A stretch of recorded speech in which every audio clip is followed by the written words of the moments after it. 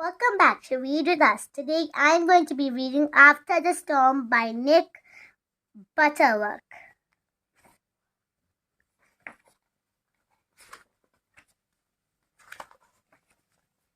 Percy the park keeper couldn't sleep. Outside his hut was a great storm, was raging with thunder and lightning and pouring rain. Percy wasn't frightened by the rain, and he loved to watch the lightning as it lit up the whole park. He didn't even mind the rain, but there was one thing that Percy didn't like. He didn't like the wind. It blew down the fence in the park and ripped branches off the tree. He didn't like it one bit. "Oh dear," he sighed as he watched from his window. The wind tugged at the trees, making them creak and groan. "It looks like I am going to be busy tomorrow." He pulled his pillow over his head and tried to get to sleep. Percy was up early in the morning. The wind had stopped and the sky was clear.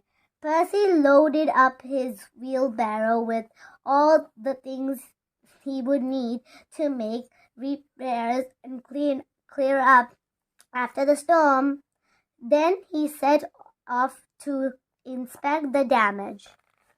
He felt happy as he took a deep breath of the fresh, clean air. Perhaps the damage wouldn't be too bad. But he was wrong. Something dreadful had happened. A great big oak tree that stood by itself on the top of a little hill had been blown over by the storm. The giant tree had been one of Percy's favorites. Now it looked very sad lying on its side, with a mass of tangled roots sticking up into the air. But it wasn't just one of Percy's favorite trees. Some of Percy's animal friends lived there. Now their homes were weird, and Percy hurried up to the fallen tree.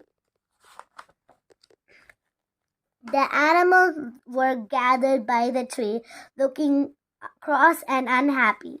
When they saw Percy, everyone started talking at once. Percy sat down with his friends and listened, as they told how the storm had broke down their great tree. "And now we have nowhere to live," said the badger. "Some of us live in the tree, and some of us live under it, and we were homeless now." Some of the rabbits looked close to tears, and the fox was very sniffy. Percy passed him a handkerchief, and the fox blew his nose. Percy stood up. "Well, we'll have to find somewhere else to live," he said. "Come on, everybody, jump into my wheelbarrow."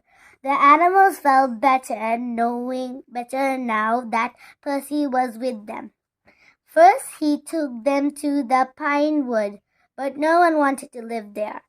"Too dark," squeaked the little mice. "Too gloomy," said the hedgehog. So Percy took them to the scrubble tree. Nobody wanted to live in the scrubble tree either.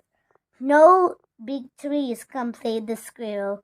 "No big roots," moaned the rabbits.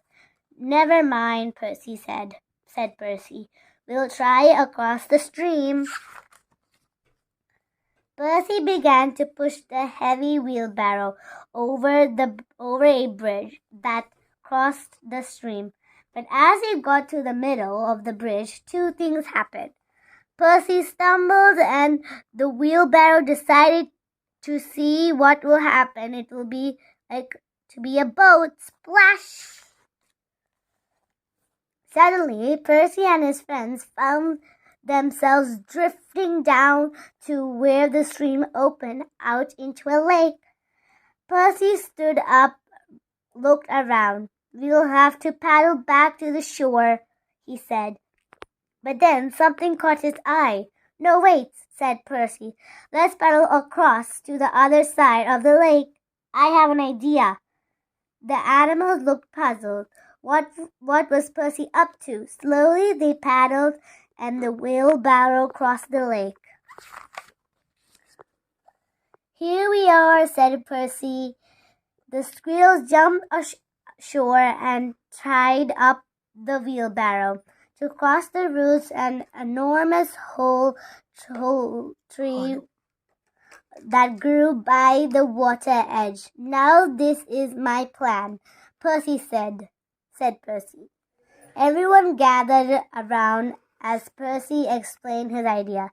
Is everyone clear? Everyone nodded. Then let's get to work. They began to unload all Percy's tools, and they paddled planks. And the planks of wood from the wheelbarrow. Then Percy explained exactly what he wanted each one to do. He showed the badger how to use a saw, and he showed the squirrels how to knock in nails. The fox drilled holes, and the rabbit screwed in screws, and the mice were kept busy fetching and caring for everyone else.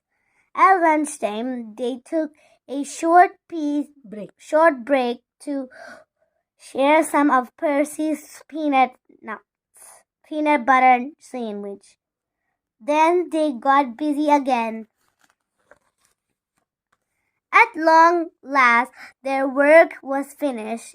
A very tiring Percy stood back to admire their handwork. Now the squirrels had a brand new home, and so did the mice, and the rabbits had a new home, and so did the badger, and the fox, and the hedgehog. In fact, every one of Percy's friends have fine new place to live. Well done, everybody, said Percy. This is the best tree house I have ever seen. What about you, Percy? Called the badger. Aren't you going to join us? Percy smiled. I think I will stick to my old hut, he said. Besides, said Percy, taking in a corn out of his pocket, I still have a job left to do back in the little hut. The end. Thank you for watching Read with Us.